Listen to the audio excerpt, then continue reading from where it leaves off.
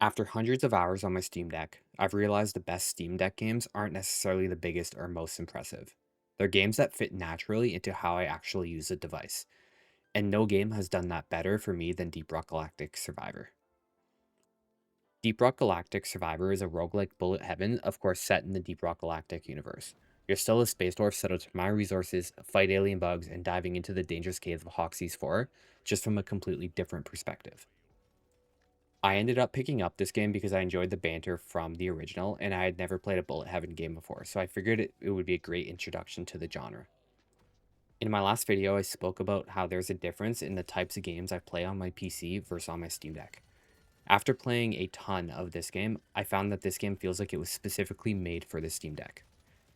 Compare this to something like the Uncharted series. That's a game I love, but every time I boot it up, I feel like I need at least a couple hours and my full attention just to enjoy the game. Deep Rock Galactic Survivor is the exact opposite. The more I played, the more I realized this game succeeds because it checks every single box that I'm looking for in a handheld game.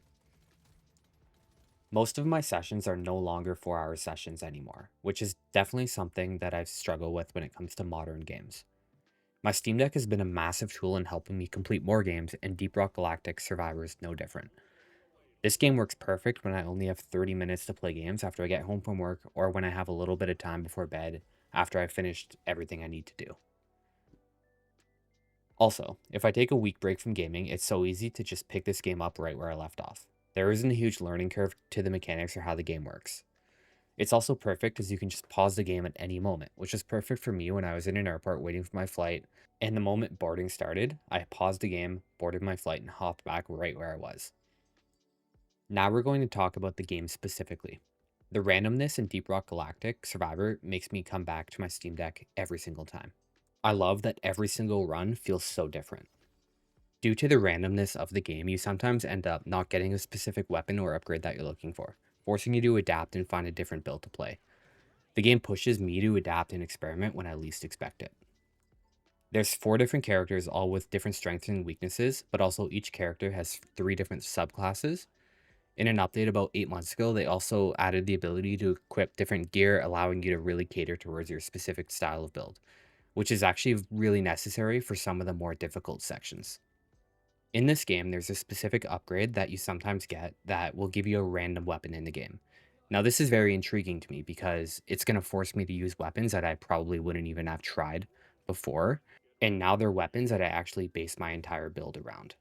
If classes didn't matter, I would probably always be playing the sharpshooter scout, but because I ended up getting a really good piece of gear that increased my explosive damage, I ended up trying the demolicious character in the engineer, and I found it to be one of the most OP builds I could have ever went for.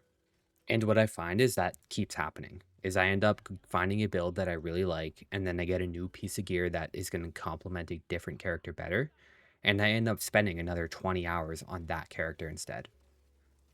When I look at all of those positive gameplay factors and then look at other games in the genre, such as Brotato, I definitely feel like Brotato would fail to match that level of uniqueness and randomness that can happen in this game.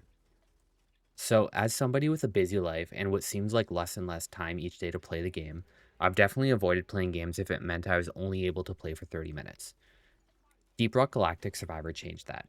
Even if I only have time for 20 or 30 minutes of game time, I can load into a weapon mastery, try a new weapon out, maybe rank it up a few times, mine some resources that I can buy some upgrades, and get off for the night. It's a game where even when you fail a mission, at least you mined some resources and got some sort of success out of it. And comparing that to a game like Balatro, which I want to make very clear, I also think is a perfect Steam Deck game. There's definitely times where I've played Balatro for 3 hours, had very little success at all, never beat a single deck, and then just ended up getting off for the night at the same place that I started, which is definitely fine, but it's definitely a different type of challenge. And the fact that I can just keep making some progress, even if it's very small, on my Deep Rock Survivor account, I think that's perfect. Of course, none of this matters if the game doesn't actually run well on the Steam Deck. Now, some of the more Steam Deck specific stuff here to talk about. What I love is that I haven't had to mess with any settings in order to make this game look and run great. It's definitely more demanding than a game like Brotato, but not to a point where it's a drawback. My Steam Deck will generally last about 3 to 4 hours while I'm actively playing the game. Outside of menu, there is barely any controls other than moving the left stick around. During gameplay, all you have to do is move the left stick around and hit A every now and then to choose a upgrade, and that's all the input you actually have to make.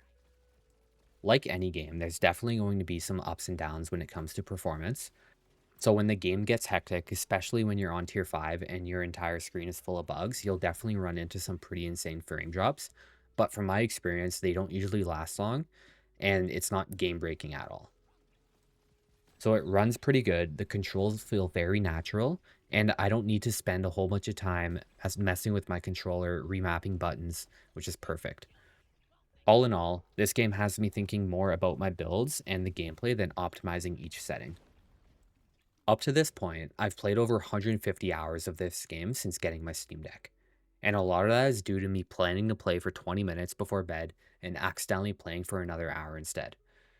I tend to say one more run a lot when playing this game. It, alongside Balatro, have become my default Steam Deck games when I'm just not sure what to do when I have a gap in my day. It's a game I keep coming back to because the constant progression while still looking like an aesthetically pleasing game. With all that said, it also helps that Deep Rock Galactic has one of the most unique identities in gaming. There aren't many games where you play as a space dwarf while mining alien planets while also fighting off endless swarms of bugs. I keep returning to Deep Rock Galactic because of the gameplay loop, but the setting gives that game a personality that makes it memorable.